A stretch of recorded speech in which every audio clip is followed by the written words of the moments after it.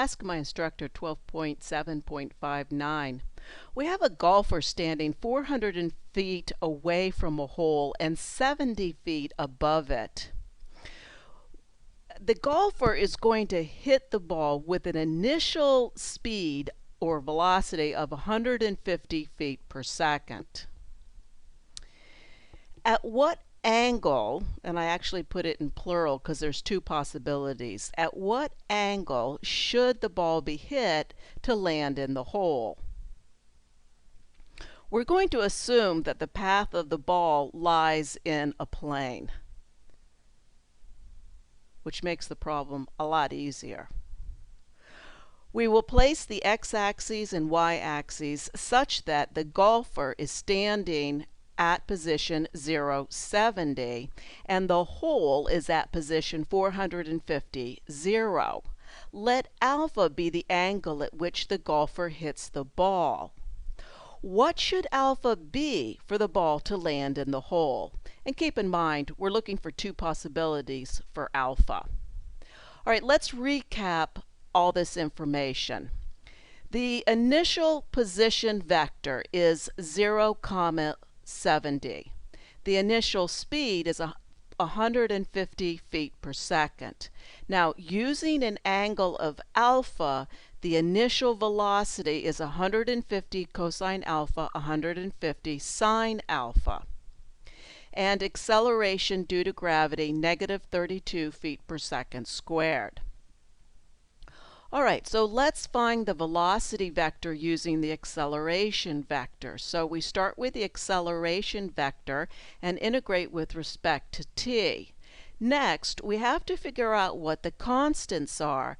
To do that, we equate this vector evaluated at t equals 0 with the initial velocity vector that we have. When we equate the two, we get this equation, and so we solve for the constants. Solving for the constants, we get C1 equals 150 cosine alpha, and C2 is 150 sine alpha. So our vector becomes this.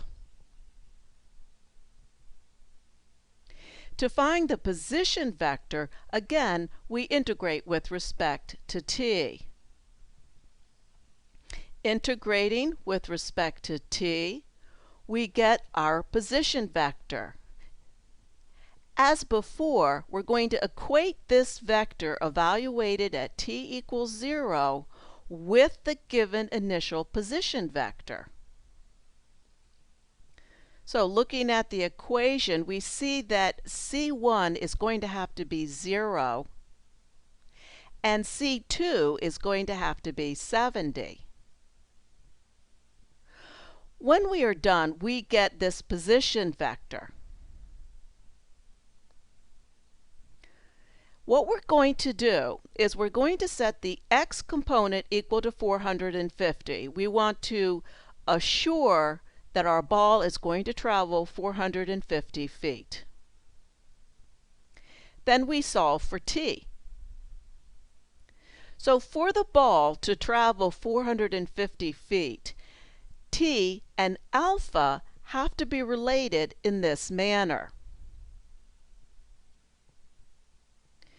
Besides the requirement of t and alpha being related in this manner, we also need the ball to land in the hole. We need to have a y component of 0 for that time.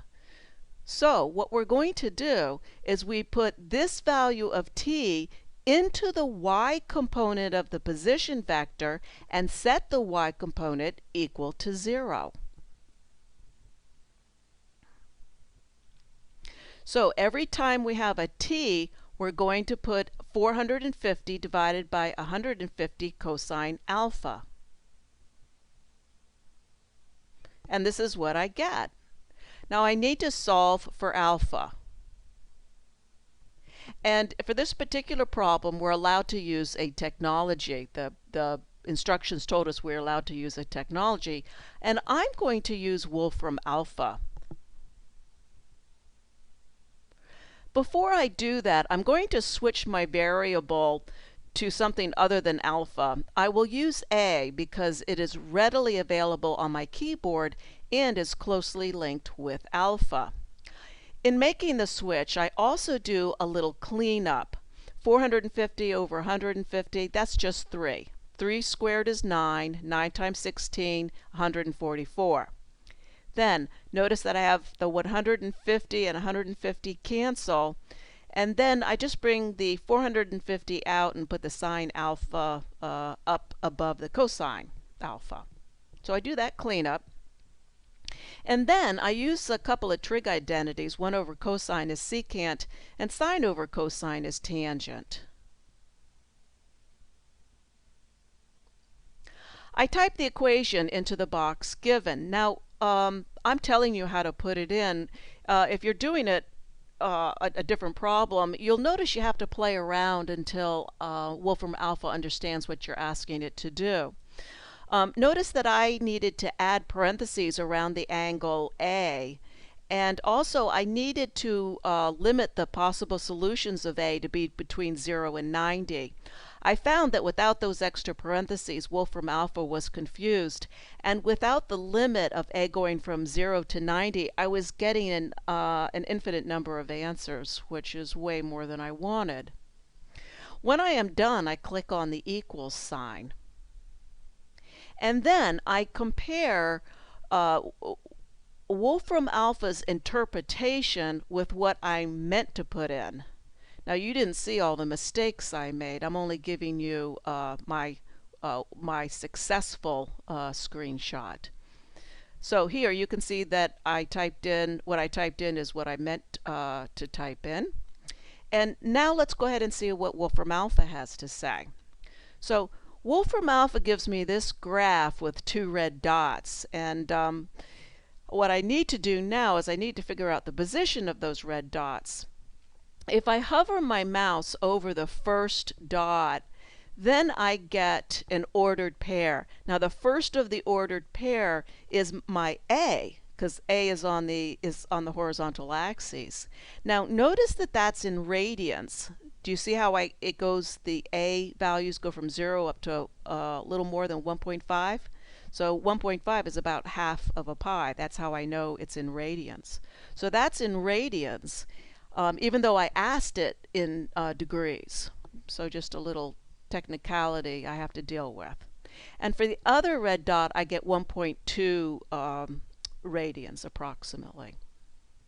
All right, so these answers are in radians, but I need to change them to degrees. So I take each of my answers and I multiply them by 180 over pi, and I get 9.88 degrees or 71.28 degrees. So if the golfer hits the ball such that it has an initial speed of 150 feet per second, then the angle he needs in order to reach the hole is, he has 2 choices, either about 10 degrees, so something just above a direct line, or he needs to pop it up to an angle of about 71 degrees. Take care, have fun on the golf course, and I'll catch you on another video. Thanks, bye.